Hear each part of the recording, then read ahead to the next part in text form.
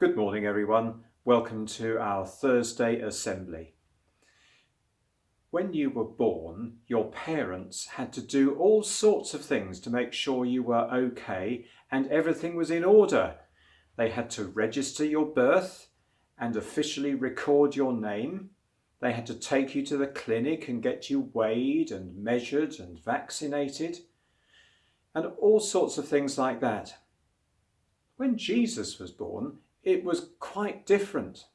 There were no birth certificates, there was no measuring or weighing or vaccinations. But parents wanted to do the right thing in the eyes of God. And they would take their firstborn son to the temple in Jerusalem 40 days after he was born, in order to give thanks to God. They would make a small sacrifice as a sign of thankfulness, a pair of doves or pigeons. It would be really busy in the temple, people coming and going all day, animals being brought in for the sacrifice, prayers being offered, incense being burnt, hundreds of people in the courtyards. And there was one old man who came every day. There was something prompting him to come back again and again, some inner feeling telling him that one day he would see the Messiah coming into the temple, the one who was going to save Israel and bring glory to her, one who would be the light of the world, a light for all people. Day after day, week after week, he obeyed that inner prompting that he knew was from God. Perhaps today would be the day. What do you think he expected? Perhaps he expected the Messiah to come like a soldier with a great army. Perhaps he expected him to come like a king in great glory. But on this day, something caught his attention. There was a young couple bringing their baby to give thanks to God. He must have seen hundreds of couples bringing their babies in that way, but when he saw this couple out of the corner of his eye, he felt his heart leap. Could this possibly be the one that he was waiting for? He walked over to Mary and Joseph, smiling. The couple could see that this man, his name was Simeon, they could see that he was a godly, kind man. As he held out his arms to them, they willingly let him hold their precious baby. And as Simeon held Jesus, he was filled with deep joy. Yes, this was the one God had told him to look out for. This was the one he'd spent his life waiting for. This was the one who would bring light to the world and glory to Israel. As he held the baby, he spoke to Mary and Joseph. This child will cause many to fall and to rise in Israel. Many people will speak against him, and, he paused, you will know much grief, like a sword piercing your heart.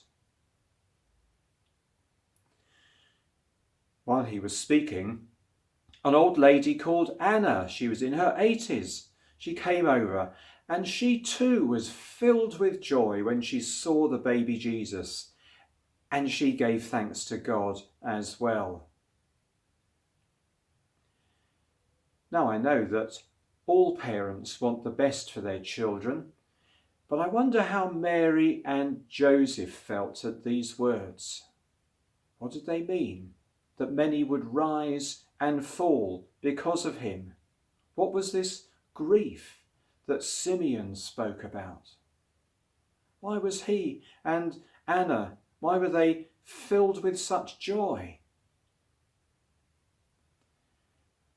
As we go through this term in our Thursday assemblies, we'll find out more about what Jesus meant to people. But for now, I'm going to play some quiet music in just a moment.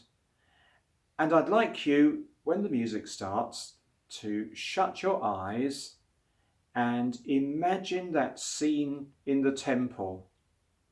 Imagine yourself as one of the people mentioned, Mary or Joseph, Simeon or Anna, or maybe someone who was just passing by in the crowd.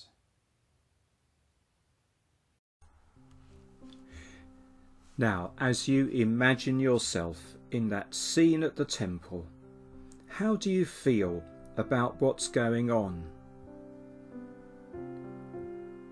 Are you excited? Are you puzzled? Are you afraid?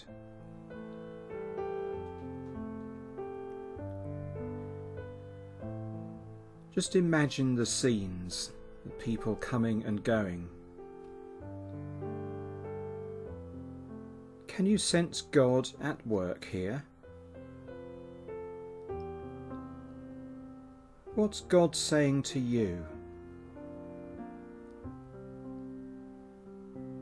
What do you want to say to Him?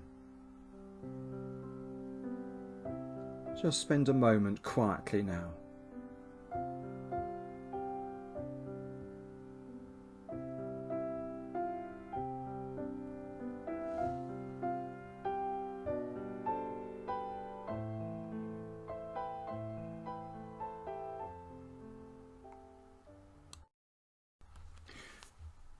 During the day, keep your eyes and ears open for what God might want to say to you.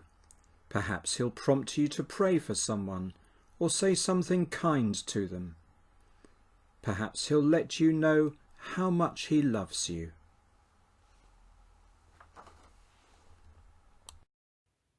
So now we're going to finish with that prayer that Jesus taught us, the Lord's Prayer. Say with me, Our Father, who art in heaven, hallowed be thy name. Thy kingdom come, thy will be done on earth as it is in heaven. Give us this day our daily bread, and forgive us our trespasses, as we forgive those who trespass against us. And lead us not into temptation, but deliver us from evil. For thine is the kingdom, the power and the glory, for ever and ever. Amen. Now, whether you're at home or at school, whether you're pupil, whether you're parents, teachers or other staff, have a really good day. I'm going to finish with this prayer of blessing for you all. The Lord bless you and keep you. The Lord make His face shine upon you and be gracious to you. The Lord turn His face towards you and give you peace. Amen.